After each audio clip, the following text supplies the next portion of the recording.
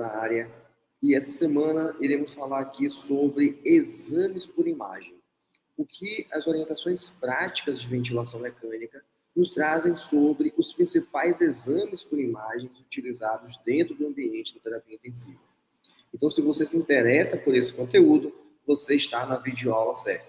Não se esquece, deixa aí o seu like, compartilhe esse conteúdo com seu colega, se inscreve aqui no canal e ativa o sininho para receber notificação de novos vídeos como esse. É isso, bora pro vídeo.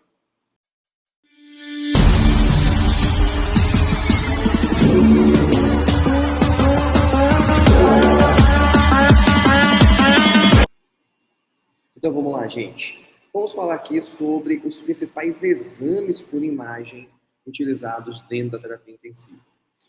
Vocês verão que as orientações práticas dividem em radiografia, tomografia, ultrassonografia, tomografia por impedância elétrica, não na avaliação em si, né, quais são os principais achados, mas principalmente em relação às principais indicações e situações para uso dessas ferramentas. Então vamos começar aqui falando sobre a radiografia do tórax. Quais são as indicações mais comuns? Para avaliar a gravidade da doença cardiopulmonar, complexidade das intervenções médicas e detecção de algum tipo de complicação associado à instalação ou permanência de dispositivos invasivos, né, como tubos, catéteres, posição de sonda. Então, sempre que houver a instalação, você está diante de um paciente que possui algum dispositivo como esse, a utilização da radiografia do tórax é bem-vinda, tá?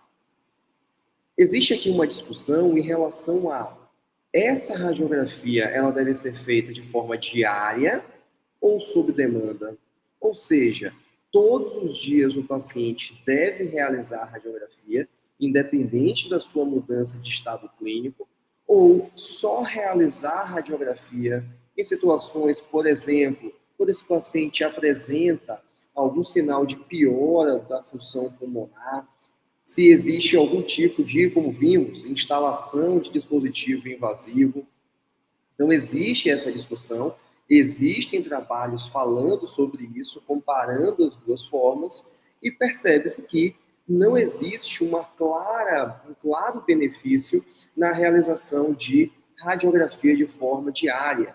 Então, não tem por que todo dia expor o paciente à radiação, visto que os desfechos não alteram se fizer todo dia ou só quando houver necessidade.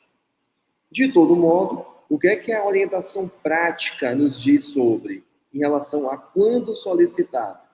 Quando você tem um paciente com algum tipo de suspeita ou confirmação de doença intersticial, para avaliação de pneumonia, seja ela comunitária, associada à ventilação mecânica, para diagnóstico da SARA, avaliar se existe aquela opacidade bilateral, avaliação de hiperinsuflação em caso de pacientes com DPOC, suspeitas de atelectasia, abscesso, situações de derrame pleural, pneumotórax, tanto para diagnóstico quanto para controle após os procedimentos e avaliação de como esse paciente se comportou após a intervenção, situações de congestão pulmonar, checagem de posição de sonda, catéter, tubo e também avaliação de pneumomediastino. Então, essas são as situações que a orientação prática de ventilação mecânica nos traz como necessárias para solicitar a radiografia dentro do ambiente da terapia intensiva. Uma outra ferramenta que eles trazem, mas não aprofundam sobre, em relação à tomografia por impedância elétrica, tá? Talvez por nem todos os serviços terem à disposição esse tipo de ferramenta, mas é um método de diagnóstico por imagem, livre de radiação. Então, aqui você consegue ver, por exemplo, ele faz uma avaliação sobre status de ventilação na região anterior, na região posterior.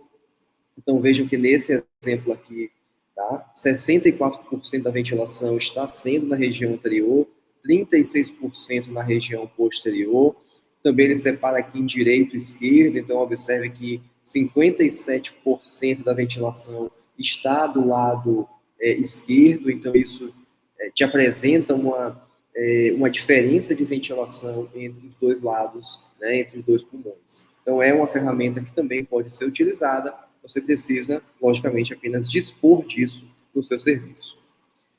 Uma outra que eles trazem, essa sim, muitas unidades possuem, tomografia computadorizada. Não mais a tomografia por impedância elétrica, e sim a tomografia computadorizada. E eles trazem que nesse tipo de ferramenta você consegue avaliar densidades específicas, então observe que você consegue visualizar regiões mais escuras, né?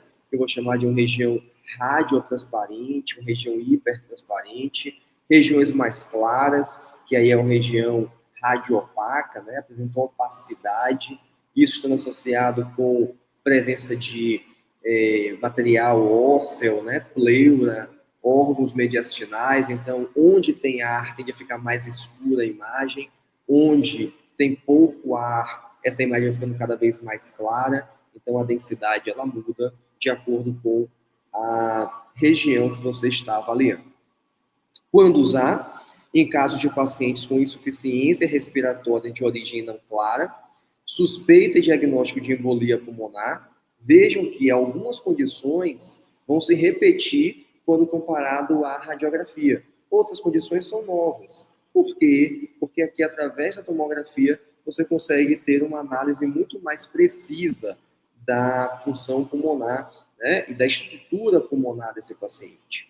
Investigação de imagens, suspeitas de neoplasia, questão de recrutamento alveolar, né, então o ideal seria recrutar esse paciente ao mesmo tempo que faz uma tomografia para observar essa taxa de aeração, né, essa melhora da ventilação, investigar complicações pulmonares infecciosas e inflamatórias, como no paciente, por exemplo, com SARA, e avaliar a extensão e gravidade de comprometimento pulmonar, por exemplo, em pacientes com a doença, né, que tivemos aí nesses últimos anos, trazendo um estado pandêmico para a nossa realidade. E uma outra ferramenta, a última que eles citam, é a ultrassonografia pulmonar. Então, a ultrassom, cada vez mais utilizada dentro do ambiente da terapia intensiva. Então, aqui você consegue visualizar, por exemplo, uma ultrassonografia, presença de linha A, né, que apresenta aquela reverberação da pleura. Então, uma condição aqui tendendo, né, lógico, a visão estática, mas tendendo à normalidade. Então, quando usar a ultrassonografia para avaliação não só da função pulmonar, mas também avaliação muscular, então vejam, a avaliação da espessura e funcionalidade da musculatura inspiratória e expiratória, né? Espessura, fração de espessamento, como ferramenta para a condução de desmame difícil e prolongado. Então, essa avaliação da função pulmonar já tem comprovação que tem associação com o desmame, tá? Então você pode utilizar como mais um preditor sobre desmame, a avaliação da congestão pulmonar e de derrame, acompanhamento da aeração pulmonar, surgimento de atelectasia, avaliação também de condições infecciosas, inflamatórias, diagnóstico de SARA, diagnóstico de pneumotórax, então tudo isso você consegue também com a ultrassonografia. Perceba, portanto, que esses exames por imagem, em muitas situações, eles possuem indicações parecidas. Aí vai do quê? Disponibilidade, da sua expertise, né? O seu manuseio em relação ao material, para a escolha da ferramenta e a condição que você quer avaliar, né? Para a escolha da ferramenta que será utilizada. Então é isso, gente. Falamos aqui sobre métodos de exames por imagem. Se você gostou desse vídeo, não se esquece, se inscreve aqui no canal, deixa aí o seu like, também compartilhe esse conteúdo com seus colegas e ative o sininho para receber notificação de novos vídeos aqui no canal. Pelo menos 2 vídeos por semana, falando sobre os mais diversos aspectos relacionados à terapia intensiva e, nesses últimos meses, falando sobre as orientações práticas de ventilação mecânica de 2024. Então é isso, até o próximo vídeo.